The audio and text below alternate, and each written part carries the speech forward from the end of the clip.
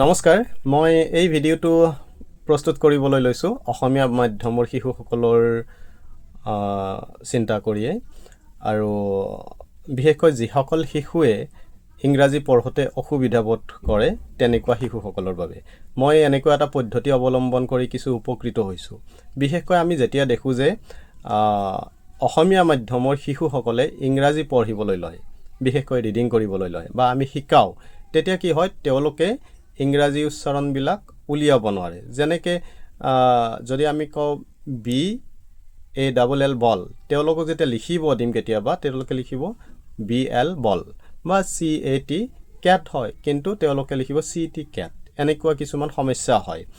সেই সমস্যা সন্দৰ্ভত মই ভাবিলো যে এটা পদ্ধতি যদি অৱলম্বন কৰা যায় নিশ্চয় তেওঁলোক উপকৃত হ'ব গতিকে তেনেকুৱা ভাবি মই ল'ৰা ছোৱালীক শিকাইছিলো যে যদি দুটা কনসনেন্টৰ মাজত ভাৱেল বা সেমি ভাৱেল নাথাকে তেতিয়া হলে কনসনেন্ট দুটা হয় যুক্তাক্ষৰ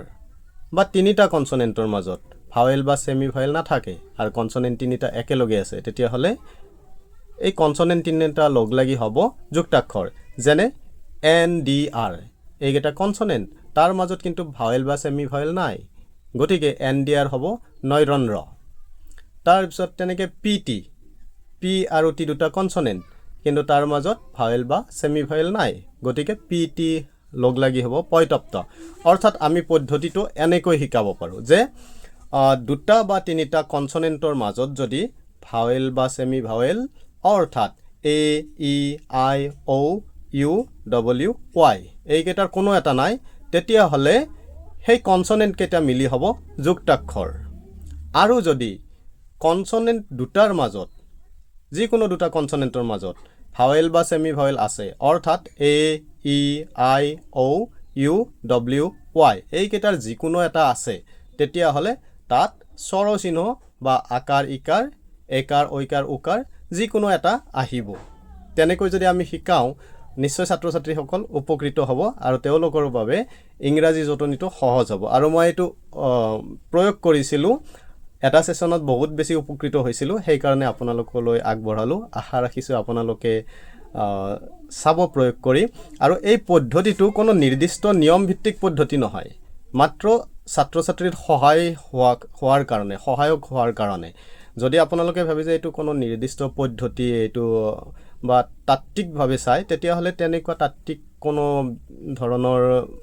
প্ৰক্ৰিয়াত নপৰিব মাত্ৰ শিশুসকলৰ সহায়ক হওক বুলি এই পদ্ধতিটো মই অৱলম্বন কৰিছিলো বহুত বেছি বিশেষ নিয়মলৈ নগৈ কেনে গতিকে আপোনালোকে যদি ভাবে যে এই পদ্ধতিটো অৱলম্বন কৰি চাব পাৰি তেন্তে নিশ্চয় অৱলম্বন কৰিব পাৰে মই ভিডিওটো আগবঢ়াইছো আৰু পৰৱৰ্তী সময়ত মই পৃষ্ঠা হিচাপত উল্লেখ কৰি লিপিবদ্ধ কৰিছো আপোনালোকে চাওকচোন ভিডিওটো ধন্যবাদ পদ্ধতিটো মূলত ছাত্ৰ ছাত্ৰী ৰিডিংত সহায়ক হোৱাৰ বাবেহে এটো কোনো তাত্ত্বিক পদ্ধতি নহয় আৰু ইয়াত কিছু খালখলনিও হ'ব আৰু সেইখিনি সময়ে সময়ে ছাত্ৰ ছাত্ৰীক আমি জনাই দিব লাগিব ধৰক SW আমি লিখিছো তেতিয়া দন্তীয় হয় ৱা ছ হ'ব তেনেকুৱা ধৰণৰ উচ্চাৰণ হ'ব আৰু সেইখিনি আমি সময়ে সময়ে ছাত্ৰ ছাত্ৰীক জনাই দিব লাগিব কিন্তু বেছিভাগ ক্ষেত্ৰতে এই পদ্ধতিটো মিলিব গতিকে সেইখিনি যাতে আমাৰ সহায়ক হয় ছাত্ৰ ছাত্ৰীয়ে সেইখিনিৰ পৰা উপকৃত হয় আৰু ৰিডিংটো আগবঢ়াই নিব পাৰে তাৰ কাৰণে প্ৰয়োগ কৰিব পাৰে এইখিনিয়ে আৰু ভুলভ্ৰান্তি হলে ক্ষমা কৰিব এতিয়া আপোনালোকে ভিডিওটো চাব পাৰে এটো আগবঢ়াইছো ধন্যবাদ দুটা বা তিনিটা কনসনেন্টৰ মাজত A E I O U W Y কোনো এটা নাই অৰ্থাৎ ভাৱেল বা সেমি ভাৱেল নাই তেন্তে লেটাৰ বা বৰ্ণকেইটা মিলি হ'ব যুক্তাক্ষৰ অৰ্থাৎ ধৰা হল দুটা বা তিনিটা কনসনেন্ট একেলগে আছে আৰু সেই কেইটা বৰ্ণৰ মাজত বা লেটাৰৰ মাজত ভাৱেল বা সেমি ভাৱেল নাই অৰ্থাৎ A E I O U W Y কোনো এটা নাই তেন্তে সেই তিনিটা বা দুটা কনসনেন্ট মিলি হ'ব যুক্তাক্ষৰ আমি উদাহৰণ দিছো এই যে আমি ইয়াত তিনিটা কনসনেন্ট লিখিছো ওপৰত NDR এই কেইটাৰ মাজত ভাৱেল বা সেমি ভাৱেল নাই অৰ্থাৎ NDR এই কেইটাৰ মাজত A E I O U W Y কোনো এটা নাই গতিকে এন ডি আৰ এইকেইটা মিলি হ'ব যুক্তাক্ষৰ অৰ্থাৎ দন্ত্য ন যোগ দন্ত্য দ যোগ ৰ নয়ৰণ ৰ গতিকে এনেকৈ হ'ব আকৌ আমি তলত লিখিলোঁ পি আৰ অৰ্থাৎ দুটা কনছনেণ্ট একেলগে আছে আৰু এই কনছনেণ্ট দুটাৰ মাজত অৰ্থাৎ পি আৰু আৰৰ মাজত ভাৱেল বা ছেমি ভাৱেল নাই অৰ্থাৎ A E I O' U W ৱাইৰ কোনো এটা নাই গতিকে পি আৰ মিলি হ'ব যুক্তাক্ষৰ অৰ্থাৎ পি প আৰ ৰ প যোগ ৰ পইৰপ ৰ গতিকে আমি এনেকৈ বুজাব পাৰিম ল'ৰা ছোৱালীক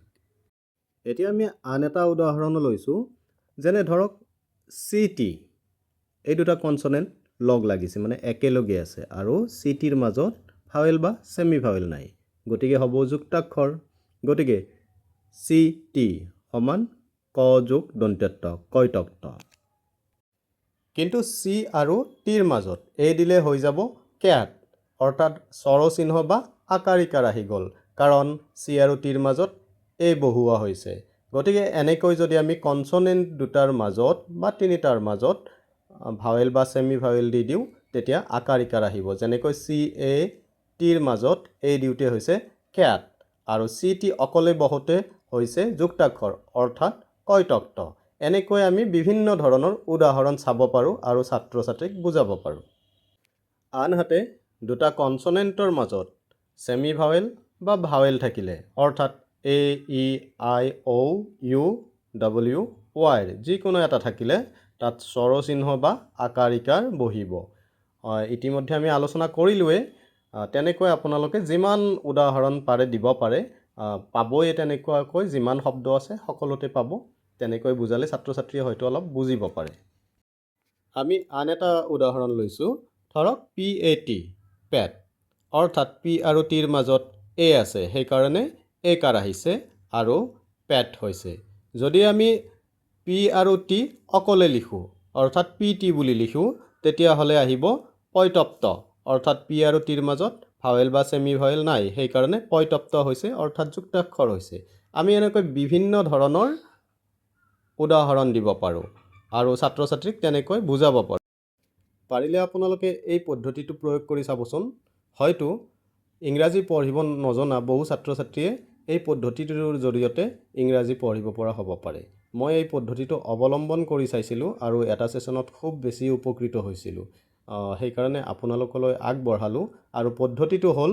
যেতিয়া দুটা বা তিনিটা কনছনেণ্টৰ মাজত ভাৱেল বা ছেমি ভাৱেল নাথাকে অৰ্থাৎ A E I O' U W ৱাইৰ কোনো এটা নাথাকে তেতিয়াহ'লে কনছনেণ্ট কেইটা মিলি হ'ব যুক্তাক্ষৰ আৰু যেতিয়া দুটা কনছনেণ্টৰ মাজত ভাৱেল বা ছেমি ভাৱেল থাকে অৰ্থাৎ A E I O' U W Y এইকেইটাৰ যিকোনো এটা থাকে তেতিয়াহ'লে আহি যাব স্বৰচিহ্ন বা আকাৰিকাৰ উকাৰ আদি এনেকৈ আপোনালোকে ছাত্ৰ ছাত্ৰীক জনাই দিলে তেখেতসকলে অলপ পঢ়িব পৰা হ'ব পাৰে এইখিনিয়েই আপোনালোকলৈ আগবঢ়ালোঁ আশা ৰাখিছোঁ প্ৰয়োগ কৰি চাব আৰু উপকৃত হ'লে সকলোৰে কাৰণে ভাল এইখিনিয়ে ধন্যবাদ জনালোঁ এইটোৱে আছিল মূল পদ্ধতিটো যিটো মই প্ৰয়োগ কৰি আহিছোঁ আৰু উপকৃতও হৈছোঁ আৰু এইটো কোনো তাত্ত্বিক পদ্ধতি নহয় মাত্ৰ ছাত্ৰ ছাত্ৰীৰ সহায়ক হওক বুলি যাতে প্ৰাথমিক পৰ্যায়ত তেওঁলোকে ইংৰাজী জটনি কৰোঁতে বা ইংৰাজী পঢ়োঁতে ৰিডিং কৰোঁতে সহজ পায় নিজে উলিয়াব পৰা হয় তেনেকুৱা কাৰণত মই এই পদ্ধতিটো অৱলম্বন কৰি আহিছোঁ আৰু উপকৃত হৈছোঁ আশা ৰাখিছোঁ আপোনালোকে প্ৰয়োগ কৰি চাব আৰু উপকৃত হ'লে ময়ো সুখী হ'ম আৰু মোৰ এই যিটো ভিডিঅ' প্ৰস্তুত কৰিলোঁ সকলোৰে বাবে এইটো সাৰ্থক হ'ব এইখিনিয়েই আৰু যদি ভিডিঅ'টো ভাল পায় শ্বেয়াৰ কৰি দিব আৰু এটা মন্তব্য দিব আৰু জনাব আপোনালোকৰ মতামত সঁহাৰি জনালে সুখী হ'ম এইখিনিয়েই আৰু বেছি দীঘলীয়া নকৰোঁ পদ্ধতিটো অৱলম্বন কৰিব পাৰে মাত্ৰ নাভাবিব যে এইটো তাত্ত্বিক পদ্ধতি ইয়াত ব্যতিক্ৰম নাথাকিব বা ইয়াত সাল সলনি কৰিবলগীয়া নাথাকিব সাল সলনিও কৰিব লাগিব আৰু আপোনালোকে কিবা যোগ বিয়োগো কৰিব পাৰে মাত্ৰ মই যিটো পদ্ধতি অৱলম্বন কৰি অলপমান উপকৃত হৈছোঁ সেইটো আপোনালোকলৈ আগবঢ়াইছোঁ পদ্ধতি এয়াই যে কনছনেণ্ট দুটা বা তিনিটা কনছনেণ্ট তাৰ মাজত A E I O' U W Y নাই তেন্তে সেই দুটা বা তিনিটা কনসনেন্ট মিলি হ'ব যুক্তাক্ষৰ আকৌ এবাৰ কৈছোঁ দুটা বা তিনিটা কনসনেন্ট একেলগে আছে তাৰ মাজত A E I O U W Y কোনো এটা নাই তেতিয়া এই কনসনেন্ট কেইটা মিলি হ'ব যুক্তাক্ষৰ